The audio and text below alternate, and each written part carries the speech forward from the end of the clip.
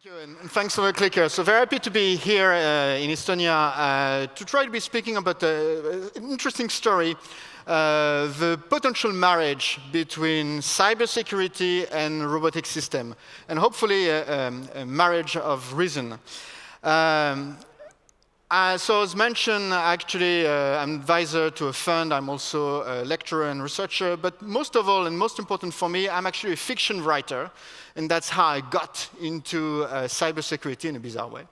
And for fiction writer, there's something which is very important. It's language. And indeed, this whole story that we'll be talking about is about the development of a certain language which is a language made of 0 and 1, which is the very foundation of cyberspace.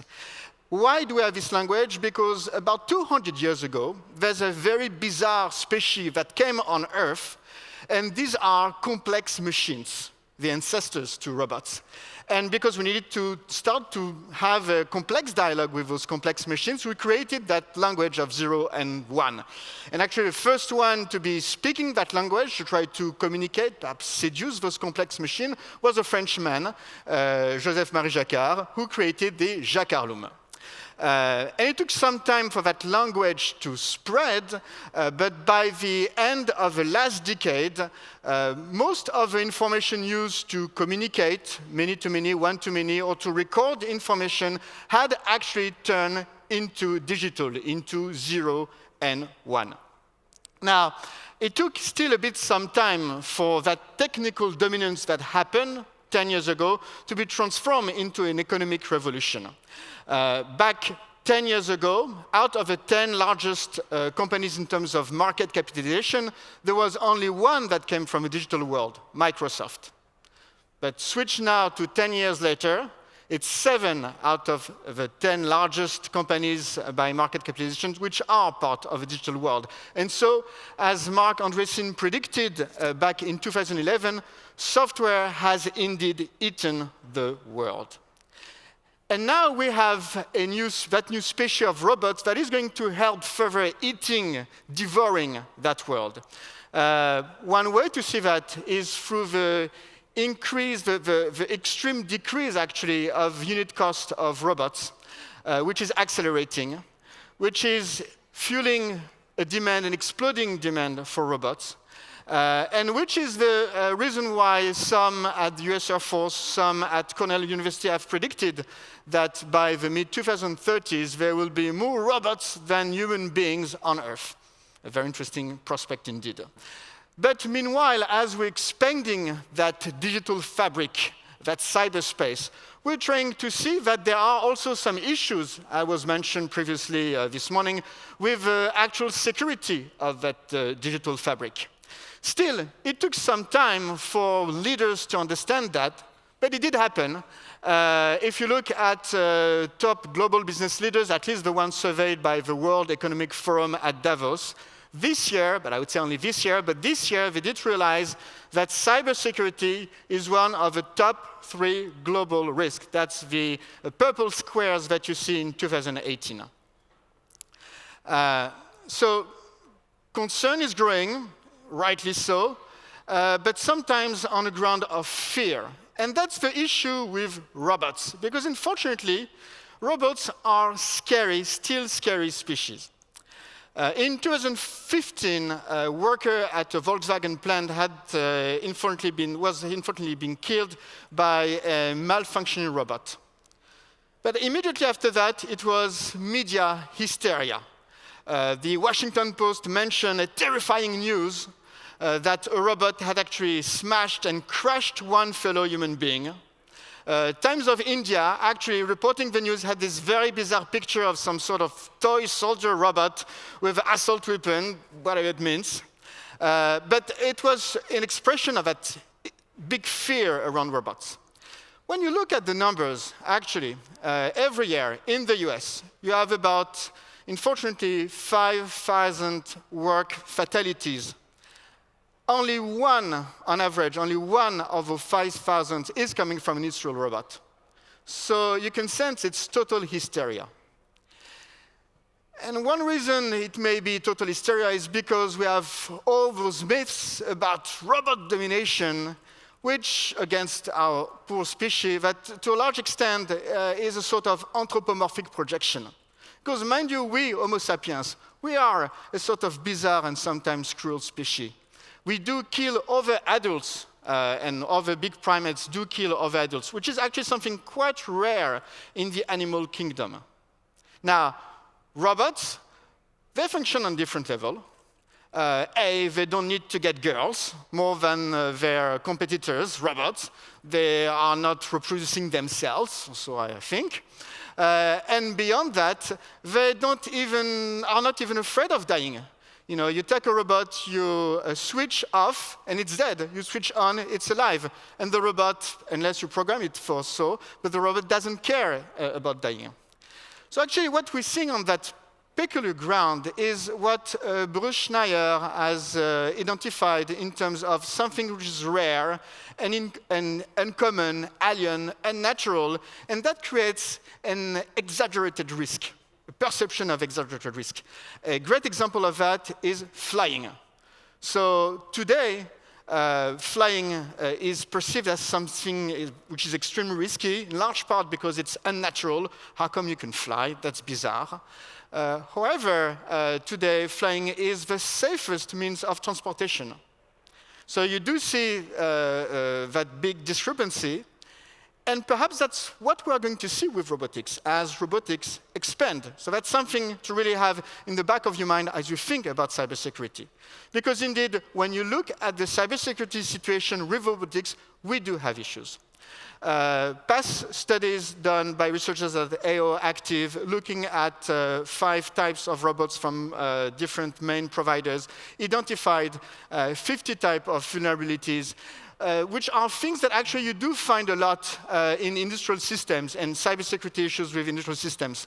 Unsecure communications, issues with authentications, or missing authentications, and so forth. The result, so one test which had been done, is the ability to tamper the design of a UAV rotors which had been produced by that robotic arm, and indeed create a UAV rotor which was very lightly modified, but sufficiently so that it would become unstable and even dangerous if put on a UAV.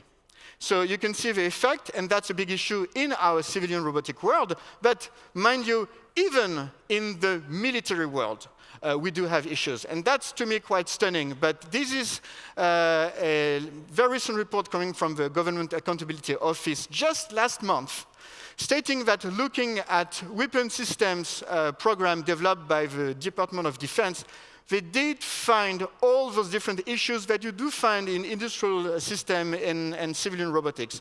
That is, lack of focus on the cybersecurity aspect of developing your system, and thus issues in terms of unencrypted communication, bad password management, all of that. Quite telling for military systems.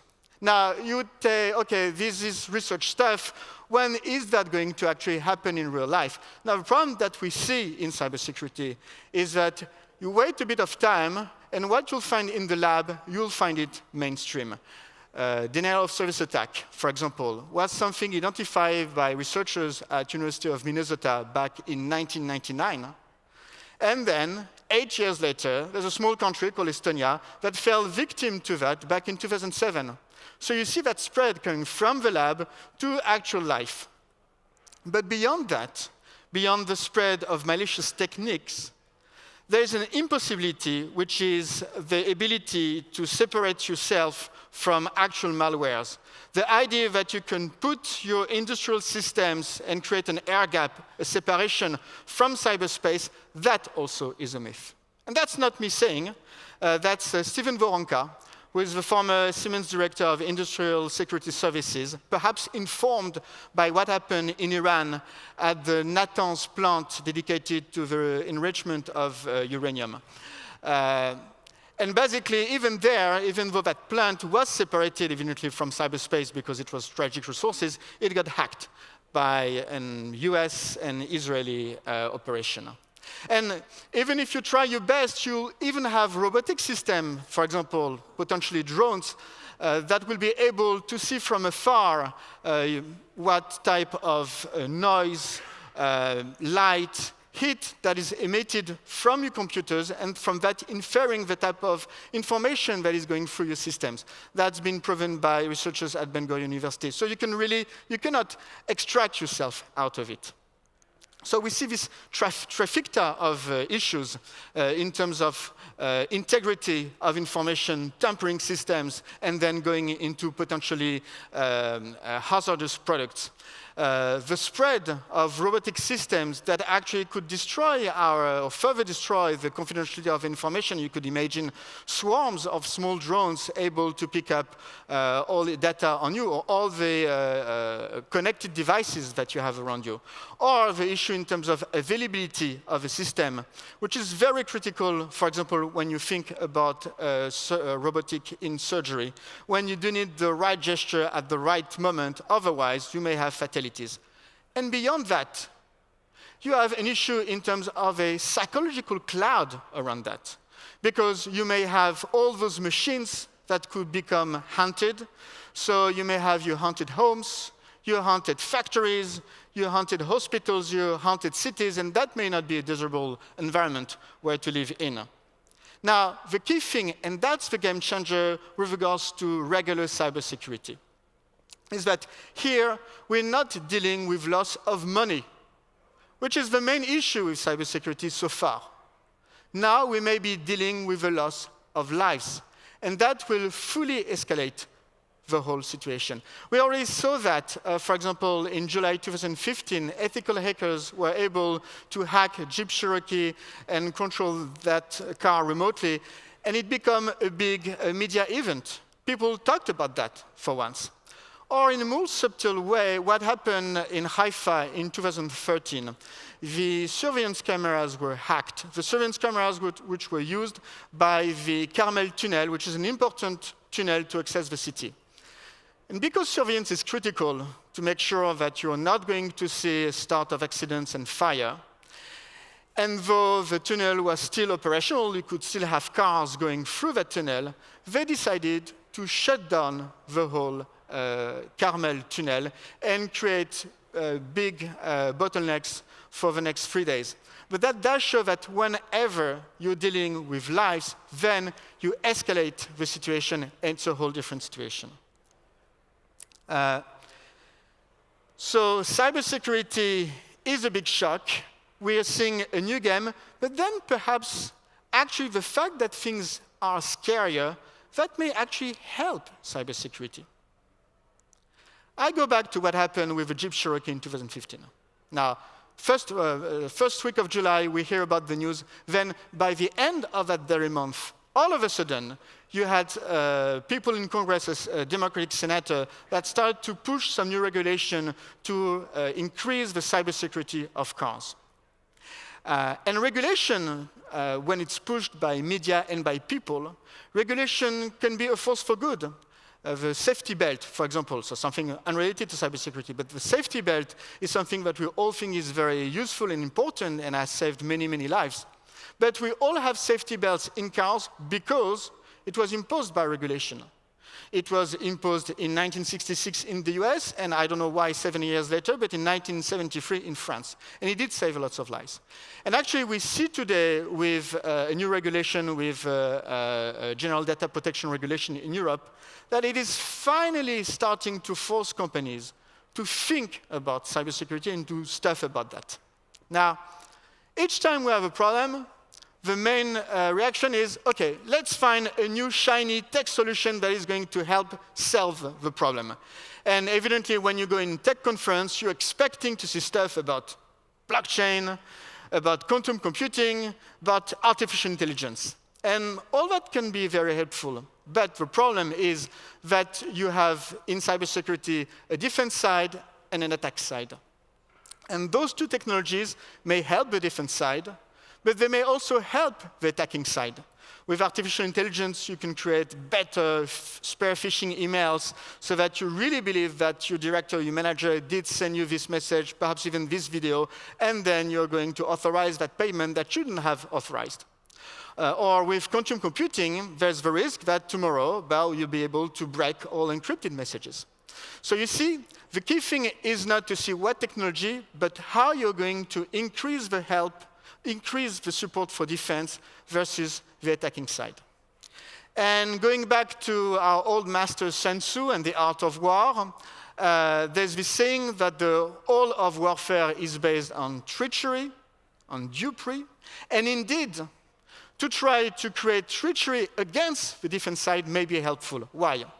Because on both ends, you have two thinking actors. Both the attacker and the defense side, they observe, they think, and then they're going to react. Now, where the defending side still pretty much focus on observing, on detecting. That's what was explained actually somehow in the previous presentation. But detection is still very important, and rightly so, because sometimes it requires 100 or 200 days to actually detect that there's been an attack. The problem is that as we focus on detecting, we keep the attacker acting, reacting, and thus we don't actually affect the thinking ability of the attacker, its observing side, its thinking side. But if we put treachery, duplicity, if, for example, beyond our real fortifications, we create fake fortifications, now we're going to have the enemy wasting time in this fake area. And maybe we are going to be even have more information on the attacking side, and then all of a sudden reverse the asymmetry that existed so far that gave the advantage to the offense. So that's one big area of development with many different components. And also interesting thing, we could be speaking about resilience, which is important, but because we are dealing with very sensitive topics and with the risk of endangering lives, we need actually to push further the envelope. And one important thing is to reinforce control of those machines. And there are many different ways to think about that, increase what may be auditable artificial intelligence, to have also some new different ways of using programming language, provable programming language, and then also have more digital twins that could serve as baseline to understand the difference between what should happen and what is happening, and try to identify if there are any anomalies. But the key thing here is to restore the control of the users on systems that are dangerous, I mean dangerous for lives. And then, of course, to understand beyond the IT environment, the operational technology environment with which the IT environment is actually expressing itself. And another interesting thing is that maybe for us in cybersecurity, there may be things to be learned from other areas where indeed the fear of fatality is much bigger. And I could mention the military, but also healthcare, and as was mentioned earlier, airspace and airlines. And here are a couple of important things that those industries do that perhaps we could mimic or actually amplify. The issue in terms of product testing, for example, it's critical in healthcare. I mean, when you look at the cost of development of a drug component, 70% of that cost is going to be human testing. Obviously, it's not something that we do in software at all. So that's something to think about. It's another cost, indeed, but it's a way to think about a new equation to perhaps build up trust. When you look at airspace and airlines, you see a huge investment in training, in simulation, in payload simulation, but also in a culture where instead of punishing people who have made mistakes, you are going to go into a non-punitive world. That's something new that happened in airlines over the last 10, 15 years. But the culture here is that if you fucked up, that's all right. It's okay. Let's have a conversation.